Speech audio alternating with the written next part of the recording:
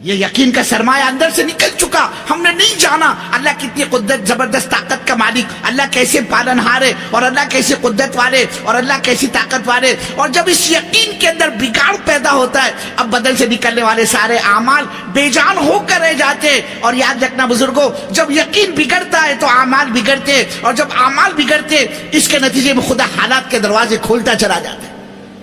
آج یہ امت حضرت محمد صلی اللہ علیہ وسلم کی جو پریشان ہے ساری دنیا میں, اس کی بنیادی وجہ اس کے ایمان اور اعمال کا بگاڑ ہے.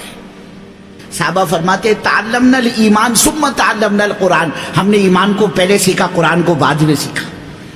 جب ایمان پہاڑ سے زیادہ مضبوط, اب لینا جانتے تھے اللہ سے لینے کا راستہ, مسئلہ آیا, حال آیا, 2 رکعت کے ذریعے اپنے بڑے بڑے مسئلے حل کروائے, 2 رکعت کے راستے سے چکی چلوائی ہے, 2 رکعت کے راستے سے مردہ بچے کو زندہ کروایا, 2 رکعت کے راستے سے مردہ سواری کو زندہ کروایا, 2 رکعت کے ذریعے سے بڑے بڑے مسئلے حل کرائے, اس لیے کہ جانتے تھے اللہ سے لینے کا راستہ. کیونکہ جب ایمان آدمی کے اندر اترتا ہے پھر یہ ایمان آدمی کو اللہ کے اوامر پر لا کر کھڑا کر دیتا ہے. ایمان آدمی میں استعداد پیدا کرتا ہے اللہ کے اوامر کے پورا کرنے کی. بزرگوں, آج ہمارا تمہارا ایمان ہم کو سود سے نہیں روکتا, جھوٹ سے نہیں روکتا, دھوکے بازی سے نہیں روکتا, غبن سے نہیں روکتا. آج ایک مسلمان کا ایمان مسجد کی اذان سن کر اس کو مسجد میں لے کر نہیں آتا, وہ ایمان میرے کو رات کو جنت میں کیسے لے کر جائے گا؟ جو ایمان آدمی کو حرام کمائی سے نہ روکے وہ ایمان آدمی کو جنت میں کیسے لے کر جائے گا؟ جو ایمان آدمی کو خدا کی نافرمانی سے نہ روکے وہ ایمان آدمی کی نیا پار کیسے لگائے گا؟ وہ ایمان کی خاصیت ہے, جب آدمی کے اندر یہ اترتا ہے 100% ایمان آدمی کو اللہ کے اطاعت پر لا کر کھڑا کر دیتا ہے. کہ رات کو پردے کی آیت نازل ہوئی اور صبح دن میں مدینے میں ایک عورت بغیر پردے کی نظر نہیں آتی تھی. شراب کے شوقین, شراب کے عاشق, شراب کے دلدادہ صحابہ, اس لیے کہ احکامات سب بعد میں آئے. سب سے پہلی جو محنت ہوئی ہے صحابہ کے دلوں پر وہ اس یقین کے مایا کے بنانے کی محنت ہوئی. جب یقین بنا اب اعمال احکامات آنے شروع ہو گئے. تو ابھی شراب کی حرمت نہیں آئی, شراب پی جا رہی ہے اور عزت کا معیار شراب بنی ہوئی ہے. ایک حکم پر حضرت ابو طلحہ رضی اللہ تعالیٰ عنہ کا مکان, حضرت انس رضی اللہ تعالیٰ عنہ بھر بھر کر لوگوں کو جام پیش کر رہے, شراب کا دور چل رہا ہے. اچانک کہیں سے آواز آئی آج سے شراب حرام, اب شراب ممنوع, اب یہ نہیں پی جائے گی. کیا اندر یقین بنا ہوا تھا بزرگوں, ایمان کی مایا اندر جو تیار ہوئی تھی. اللہ اکبر. سب سے زیادہ عاشق اور شوقین صحابہ شراب کے تھے. ہمارے تمہارے یہاں پیدا ہونے بچے کو جیسے گٹی چٹائی جاتی ہے ویسے وہاں پیدا شدہ بچے کو شراب چٹائی جاتی تھی. عزت کا معیار شراب تھا, جس کے پاس جتنی زیادہ پرانی شراب ہو اتنا قابل احترام سمجھا جاتا تھا. نکاح ہو, شادی بیاہ کے موقع ہو, لین دین کے موقع ہو تو تحفے تحائف کے اندر, گفٹ کے اندر شراب کے مٹکے دیے جاتے تھے, جہیز کے اندر شراب کے مٹکے پیش کیے جاتے تھے. عزت کا معیار شراب. حضرت ابو طلحہ رضی اللہ تعالیٰ عنہ کا مکان ہے. انس رضی اللہ تعالیٰ عنہ جو پلا رہے لوگوں کو, لو پیو لو پیو, ایک مجلس چلی ہوئی ہے, ہر ایک ترنگ میں نشے میں چھایا ہوا ہے, نشے میں چور ہے. اچانک آواز آئی آج سے شراب حرام, آج سے شراب ممنوع, اب یہ شراب نہیں پی جائے گی. کیا بات تھی بزرگوں؟ جس نے سنا کہ آج سے شراب ممنوع, شراب حرام, اس اللہ کے بندے نے ہاتھ کے لیے ہوئے جام کو حلق تک, منہ تک لے جانا پسند نہیں کیا, وہیں پر اس کو پھینکا. جس اللہ کے بندے کے جام منہ تک پہنچ گیا, گلاس منہ تک پہنچ گیا ہے, برتن شراب کا منہ تک پہنچ گیا ہے, اب اس کو تو گھونٹ بھر کے نیچے اتارنی ہے. اس اللہ کے بندے نے ہونٹوں تک پہنچے ہوئے شراب کو گھونٹ بھرنا گوارا نہیں کیا, وہیں پر اس کو پھینکا. اور جس اللہ کے بندے نے گھونٹ بھری, ابھی تو گھونٹ بھر چکا ہے, یہ منہ میں پہنچ چکی ہے, پیٹ کے اندر اتارنا باقی ہے, اور اس نے سنی شراب حرام. اس اللہ کے بندے نے منہ کی پی ہوئی شراب کو حلق کے نیچے اترنے نہیں دیا. وہ کون سی طاقت تھی بزرگوں؟ اور اس سے آگے جس اللہ کے بندے نے اس مجلس میں پی رکھی تھی, پیٹ میں شراب اس کی اتر گئی اور اس نے سنا شراب حرام, شراب ممنوع. اس اللہ کے بندے نے کئی کر کے انگلیاں ڈال ڈال کر پی ہوئی شراب کو پیٹ کے اندر سے باہر نکالا ہے. وہ کون سی طاقت تھی کہ جس دن شراب حرام ہوئی اس دن مدینے کی گلیوں میں ایسی شراب بہ رہی تھی جیسے ہمارے تمہارے یہاں بارش کے دنوں میں ندی نالوں کا پانی بہتا ہے. کون سی طاقت تھی کہ ایمان جب آدمی کے اندر اترتا ہے پھر یہ ایمان 100% آدمی کو اللہ کی اطاعت پر لا کر کھڑا کر دیتا ہے. وہ ایمان کیا جو آدمی کو سود سے نہ روکے, جھوٹ سے نہ روکے, دھوکے بازی سے نہ روکے, حرام کمائی سے نہ روکے, خدا کی نافرمانی سے نہ روکے. وہ ایمان کیا جو ایمان کی دعوت پر اس کو اپنے گھر بار کو چھوڑ کر اللہ کے راستے میں نکلنے نہ دے. ارے وہ ایمان کیا میرے کو اور تم کو جنت میں لے کر جائے گا؟ اس دعوت کا مقصد ہی ایمان کا بنانا ہے. اس لیے کہ ایمان جو ہے وہ دعوت سے بنتا ہے. جتنی دعوت کی محنت ہوگی اتنا ایمان اندر میں بنتا چلا جائے گا. اور دعوت کی محنت کا مقصود ہی ایمان کا بنانا ہے. اس کے لیے اللہ کے رسول صلی اللہ علیہ وسلم نے بڑی تکلیفیں اٹھائی ہیں. آپ فرماتے اللہ کی قسم جتنا مجھے ستایا گیا اتنا کسی نبی کو نہیں ستایا گیا. آپ فرماتے جتنا مجھ کو رلایا گیا اتنا کسی نبی کو نہیں رلایا گیا. بزرگوں لاکھ سوا لاکھ انبیاء کی تکلیف, لاکھ سوا لاکھ انبیاء کا رونا ایک طرف رکھ دو اور حضرت رسول پاک صلی اللہ علیہ وسلم کی تکلیف اور آپ کا رونا ایک طرف رکھ دو.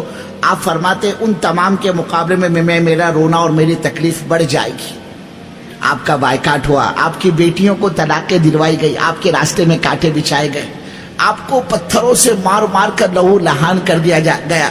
کل قیامت میں اللہ پوچھے گا اس امت سے, اے نبی کے امتیوں, اے نبی کی محبت کے دعویٰ کرنے والوں, تمہارے نبی کا تو مکے میں بائیکاٹ ہوا, تمہارے نبی کو مکہ چھوڑنے پر مجبور کیا گیا, تمہارے نبی کو بیٹیوں کو طلاقیں دلوائے گئے, تمہارے نبی کے راستے میں کانٹے بچھائے گئے, تمہارے نبی کو مکے کی گلیوں میں گھسیٹا گیا, تمہارے نبی کو پتھروں سے مار مار کر لہو لہان کر دیا گیا. تم اپنے کو نبی کا عاشق بتلاتے ہو. ارے جس زمانے میں, جس صدی میں ہمارے حضرت محمد صلی اللہ علیہ وسلم کے دین کے جنازے اٹھ رہے تھے, دین مٹ رہا تو اس وقت تم کہاں تھے؟ بزرگوں ہم اللہ کو کیا منہ دکھائے گے, اللہ کو کیا جواب دے گی؟ اس نبی نے ہماری خاطر تکلیفیں برداشت کی. مکے کے بازار لگے ہوئے, قافلے آئے ہوئے ہیں, حج کا موقع ہے. اللہ کے نبی صلی اللہ علیہ وسلم ایک ایک قافلے والوں سے بات چیت کر رہے ہیں اور ان کو اللہ کی مدد کی طرف متوجہ کر رہے, ان کو ایمان کی دعوت دے رہے. کوئی سننے کو تیار نہیں. آپ نے قبیلے سے بات کرنی شروع کی. دوسرا مکے کا رہنے والا اس قریب سے گزرا, اس نے حضور پاک صلی اللہ علیہ وسلم کو بات کرتے ہوئے دیکھ کر کہا قبیلے والوں سے, کہہ رہے بھائی یہ آدمی تو پاگل ہے. اشارہ کیا اس نے, پاگل کی بات کو نہ سنیے. انہوں نے حضور پاک صلی اللہ علیہ وسلم کے ہاتھ کو جھڑک دیا اور آپ کو ہاتھ پکڑ کے آگے بڑھا دیا. اللہ کے نبی ہیں, آپ فرما رہے کوئی ہے میری مدد کرنے والا, کوئی میری بات کو سننے والا, کوئی سننے کو تیار نہیں. اللہ کے نبی صلی اللہ علیہ وسلم نے دیکھا ایک قافلہ ایک کنارے کو قریب کو بیٹھا ہوا ہے. آپ اس کے پاس پہنچے, اس سے بات چیت کی, اللہ کے دین کی طرف متوجہ کیا. ان قافلے والوں نے کہا بھائی صاحب آپ کی بات ہم کو اچھی لگی, لیکن ہمارا سردار ہے, اگر وہ آپ کی بات کو قبول کر لے تو ہم بھی آپ کی بات ماننے کو تیار ہیں. یہ کہہ کر ان قافلے والوں نے اللہ کے رسول صلی اللہ علیہ وسلم کو اپنے قریب بٹھایا. آپ کو اطمینان ہوا چلو اس مکے کی وادی میں کوئی میری بات سننے والا نہیں, کم سے کم ایک تو قافلہ ایسا ملا جس نے میری بات سنی. اللہ کے رسول وہاں تشریف فرما ہوئے, آپ وہاں بیٹھ گئے. تھوڑی دیر میں اس قبیلے کا سردار آیا اور اس نے حضرت رسول پاک صلی اللہ علیہ وسلم کو اپنے ساتھیوں کے پاس بیٹھا ہوا دیکھ کر اس کے غصے کے وجہ سے چہرے کی رنگت بدل گئی, اس لیے کہ یہ ظالم پہلے سے اللہ کے رسول صلی اللہ علیہ وسلم کو جانتا تھا.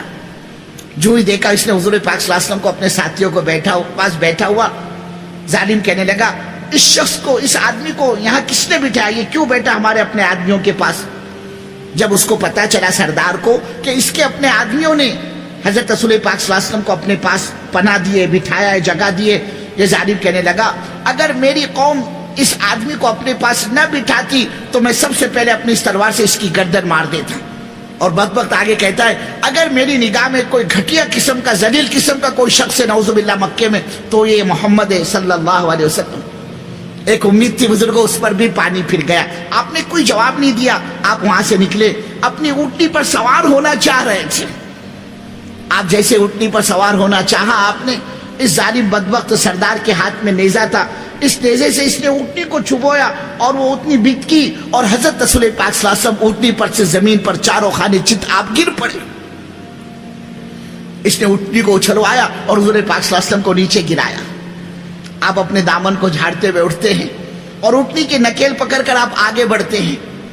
جب قبیلے نے دیکھا, قوم نے دیکھا کہ ہمارے سردار نے تو یہ معاملہ کیا ان کے ساتھ، ان میں کہ ایک بدبخت آیا اور اس نے اللہ کے رسول صلی اللہ علیہ وسلم کے گریبان پر ہاتھ ڈالا اور آپ کے چہرے مبارک پر تھوکا۔ دوسرے بدبخت نے حضرت رسول پاک صلی اللہ علیہ وسلم کے کپڑے پھاڑنے شروع کر دیے، اور تیسرے بدبخت نے مٹی اٹھائی اور اللہ کے رسول صلی اللہ علیہ وسلم کے سر مبارک پر ڈالی۔ کپڑے آپ کے پھٹے ہوئے ہیں، چہرے پر تھوکا ہوا ہے، بدن غبار آلود ہے۔ آپ کی سب سے چھوٹی بیٹی حضرت زینب رضی اللہ تعالیٰ عنہ کو پتا چلا، مکے میں ابا جان کے ساتھ یہ حال ہوا ہے، یہ ہاتھ میں مٹی کا پیالہ پانی بھرا لے کر پہنچتی ہے، اپنے ابا کی صورت کو دیکھ کر اپنے باپ سے لپٹ جاتی ہے اور اپنے معصوم ہاتھوں سے، اپنے دوپٹے سے اپنے باپ کا چہرہ پوچھتی ہے اور روتی ہے اور پوچھتی ہے ابا سے، ابا جان یہ مکے والے آپ کو کیوں مارتے ہیں؟ ابا یہ آپ کے ساتھ یہ حال کس نے کیا؟ ابا جان آپ کے کپڑے کس نے پھاڑے ہیں؟ ابا آپ کے چہرے پر کس نے تھوکا ہے؟ ابا آپ نے ان مکے والوں کا کیا کیا ہے جو یہ آپ کو مارتے ہیں، آپ کو ستاتے ہیں؟ بیٹی کو روتا ہوا دیکھ کر باپ نے بھی رونا شروع کر دیا، باپ بھی روئے جا رہا ہے اور بیٹی بھی روئے جا رہی ہے۔ آخر میں اللہ کے نبی صلی اللہ علیہ وسلم نے اپنی بیٹی کے آنسو پوچھے اور کہا بیٹی تو اپنے باپ کی فکر نہ کر، بیٹی تو اپنے باپ کا غم نہ کر، بیٹی تیرے باپ کا لایا ہوا دین خدا ایک نہ ایک دن ہر کچے پکے مکان میں داخل کر کے چھوڑے گا۔ کوئی عزت کے ساتھ قبول کرتا ہے تو عزت سے، ورنہ ذلیل ہو کر اس کو یہیں پر آنا پڑے گا۔ بزرگوں بڑی تکلیفوں کے بعد یہ دین اللہ نے ہم تک پہنچایا ہے، اب یہ ہم سب کی ذمہ داری ہے، اس لیے کہ آج امت نے اس کام کو کام نہیں سمجھا، آج امت نے اس کام کو کام نہیں بنایا۔ لوگ سمجھتے بھائی یہ دعوت و تبلیغ کا کام یہ تو بیکار لوگوں کے کرنے کا کام ہے، میں تو کوالیفائڈ آدمی، میں تو پی ایچ ڈی، میں تو ایم کام، میں تو ڈاکٹر صاحب اور میں تو وکیل صاحب اور میرے کو تو سر کھجانے کی فرصت نہیں۔ اللہ کی قسم، اللہ کی قسم، اللہ کی نگاہ میں سب سے بڑا مجرم وہی ہے جو اللہ کے دین سے اپنی جان بچاتا ہو، سب سے بڑا مجرم ہے۔ آج ہمارے پاس وقت نہیں مسلمان کے یہ بول، مسلمان کے یہ جملے، حالانکہ اس امت کا ایک ایک فرد اللہ کے دین کا ذمہ دار ہے۔ کل قیامت میں چاہے ایم کام ہو، چاہے LLB ہو، چاہے پی ایچ ڈی ہو، چاہے صدر صاحب ہو، چاہے گورنر صاحب ہو، چاہے وکیل صاحب ہو، چاہے مفتی صاحب ہو، چاہے مولوی صاحب ہو، چاہے بزرگ ہو، وہ ڈاکٹر ہو، چاہے انجینئر ہو، چاہے وہ مونگ پھلی بیچنے والا ہو، چاہے وہ ٹیکسی چلانے والا ہو، چاہے وہ سبزی ترکاری کا تھیلا لگانے والا ہو، کل قیامت میں اللہ کا ہاتھ ہوگا، اس کا گریبان ہوگا اور اللہ اس سے پوچھے گے ہمارے نبی کی دھجیاں اڑائی گئی، ہمارے نبی نے تکلیفیں برداشت کی، تم اپنے کو نبی کا عاشق، نبی کا امتی بتلاتے ہو، ذرا یہ تو بتلاؤ تم نے نبی صلی اللہ علیہ وسلم کے دین کے لیے کیا کیا؟ پر اللہ کا جواب دینا بھاری ہو جائے گا۔ آج امت کا حال یہ ہے، امت شراب پینے کو گناہ سمجھتی ہے، امت منہ کالا کرنے کو زنا کو گناہ سمجھتی ہے، امت حرام کمائی کرنے کو گناہ سمجھتی ہے، امت دعوت کی محنت کو چھوڑنے کو گناہ نہیں سمجھتی، حالانکہ سب سے بڑا گناہ، سب سے بڑا جرم عظیم دعوت کی محنت کو چھوڑنا ہے۔ امت نے اس کو گناہ ہی نہیں سمجھا، زنا کو گناہ سمجھتی ہے، منہ کالا کرنے کو گناہ سمجھتی ہے، شراب نوشی کو امت گناہ سمجھتی ہے، دعوت کی محنت کو چھوڑنے کو گناہ نہیں سمجھتی۔ حالانکہ جب دعوت چھوٹتی ہے اس کے نتیجے میں ساری گندگیاں وجود میں آتی تھی، انبیاء آتے جن کے نتیجے میں اللہ کا دین آتا، دعوت آتی، ساری گندگیاں زمین سے صاف ہو جاتی، نبی چلے جاتے، ان کی دعوت جاتی، جس کے نتیجے میں پھر گندگیاں وجود میں آتی، پھر اللہ امت پر رحم کر کے دوسرے نبی کو بھیجتا تھا۔ تو پتہ چلا یہ دعوت اس امت کا وظیفہ حیات ہے۔ کوئی مائیکل آج یہ نہیں کہہ سکتا میرے کو اس کی ضرورت تھی، کل قیامت میں اللہ ایک ایک سے پوچھے گا۔ یہی وجہ بزرگوں عمر فاروق رضی اللہ تعالیٰ عنہ کے بارے میں آتا ہے، بے ایمان کا جنازہ گزرتا ہوا دیکھ کر امیر المؤمنین گورنر صاحب دھاڑے مار کر رونا شروع کر دیتے۔ لوگوں نے کہا امیر المؤمنین آپ کس کی موت پر رو رہے ہو، واویلا کر رہے ہو، آنسو بہا رہے ہو؟ یہ مرنے والا کوئی ایمان والا اور مسلمان نہیں تھا، اس نے بےمانی کی زندگی گزاری ہے، بےمانی کی موت مرا ہے، اور آپ اس کی موت پر رو رہے ہو، واویلا کر رہے ہو، آنسو بہا رہے ہو؟ کیا جواب دیا امیر المؤمنین عمر فاروق رضی اللہ تعالیٰ عنہ نے؟ کل قیامت ہو، اللہ کی عدالت ہو اور اللہ کا ہاتھ ہو اور گریبان اس عمر کا ہو، اور خدا عمر سے یہ پوچھے عمر تو علاقے کا، ملک کا، شہر کا، بستی کا، حلقے کا ذمہ دار تھا، اے عمر تیرے ہوتے ہوئے ہمارا یہ بندہ بغیر کلمے کے دنیا سے کیسے رخصت ہو گیا؟ عمر خدا کو کیا جواب دے گا؟ ارے بزرگوں آج مسلمان بےمانی کی موت مر رہا ہے، کہ اللہ کل قیامت میں میرے سے اور آپ سے پوچھے گا نہیں؟ اس لیے ہمارا اس محنت میں جان بچانے سے فائدہ نہیں، جان جھونکنے میں فائدہ ہے۔ یہ کوالالمپور کا اجتماع، یہ آپ کے سالانہ اجتماع، آپ کو کیا پتا کس کس کی زندگی کا یہ آخری اجتماع ہے؟ کتنے تھے گزشتہ سال اجتماع کے اندر، آج وہ اپنی قبروں میں آہے بھر رہے ہیں۔ ہم کو تم کو کیا پتا یہ اس سال کا کتنوں کا آخری اجتماع ہے؟ آئندہ اجتماع سے پہلے ہمارے تمہارے بسترے ٹھکانے لگ چکے ہو گے، اللہ ہی بہتر جانتا ہے۔ اس لیے بزرگوں، اب تک کے غفلت اور سستی اور کوتاہی کو اللہ معاف فرمائے، اور یہ پورا مجمع طے کر لے انشاءاللہ اس دعوت کی مبارک محنت کو ہم زندگی کا مقصد بنائیں گے اور موت تک اس کام میں اپنے کو لگائے رکھیں گے۔ ایک طرف تو نیت کرنی ہے اور دوسری طرف اس کا اظہار کہ زندگی کا کوئی بھروسہ نہیں اور روزی کا مالک اللہ ہے، روزی کا مالک اللہ ہے۔ ایک آدمی صبح سے لے کر شام تک گاڑے مٹی کا کام کرتا ہے، اللہ اس کے مقدر کی دو بوٹی اس کو دیتا ہے۔ بزرگوں، ہم تم حضرت محمد صلی اللہ علیہ وسلم کے دین کا کام کریں گے، اللہ میرے کو تم کو کیسے بھوکا مارے گا؟ اللہ کی کوئی غیرت ہے نہیں، اور سب سے بڑی غیرت اللہ کی ہے۔ کچھ نہیں تھا صحابہ کے پاس میں، اپنی غربت کو اللہ کے دین پر لگایا۔ اللہ نے دنیا میں اتنا دیا، پھاوڑوں سے سونا کاٹ کاٹ کے تقسیم کیا ہے صحابہ نے، پھاوڑوں سے اپنی ذلت کو اللہ کے دین پر لگایا۔ اللہ نے دنیا میں ایسی عزت دی جن سے بکریاں نہیں چرائی جاتی تھی، اللہ نے ملکوں کے گورنر یا ان کے قدموں میں ڈاکے ڈالے۔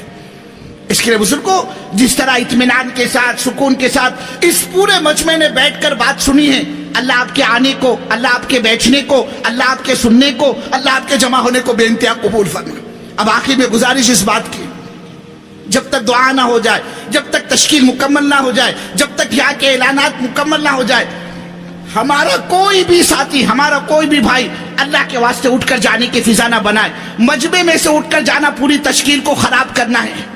آدمی کا کوئی عذر ہے، معذور ہے، تو معذور کے لیے تو شریعت کا حکم بھی بدل جاتا ہے، ہم اس کے لیے تو راحت پیدا کر دے۔ اس کے علاوہ کسی کو جانے نہ دے۔ کوئی اٹھتا ہو تو اس کو اکرام کے ساتھ، محبت کے ساتھ، شفقت کے ساتھ اس کا ہاتھ میں اس کا پیر پکڑ کے کہ اللہ کے واسطے تشکیل کو خراب نہ کر۔ اب اللہ کی ذات پر اعتماد، اللہ کی ذات پر توکل، اللہ کی ذات پر بھروسہ کر کے بتلاؤ، ہم آئے تھے اجتماع میں شرکت کے لیے، اللہ نے بات دل میں اتاری ہے، اور انشاءاللہ ہم اپنی زندگی کو بنانے کے لیے، اپنے کو مقصد پر ڈالنے کے لیے 4 مہینے کے لیے نقد یہاں سے اللہ کے راستے میں نکلنے کے لیے تیار ہے۔